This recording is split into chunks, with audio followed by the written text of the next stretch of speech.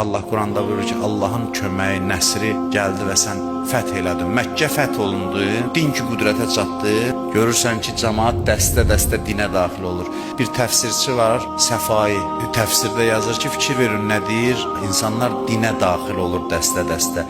Din onların qəlbinə daxil olmur, onlar dinə daxil olur. Peyğəmbərə deyim, məğrur olma. Allaha ibadət elə, səs-küy səni məğrur eləməsin. Həmin bunlar qılınc çəkəcəklər sənin balalarına qarşı.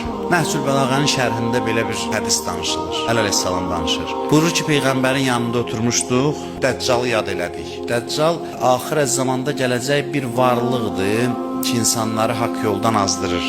Əleyhissalam deyir ki, biz bu barədə danışarkən Peyğəmbər istirahət edirdi. Birdən durdu ayağa, oturdu, ayaq üstə dayandı. Üzü qızarmış halda dayandı.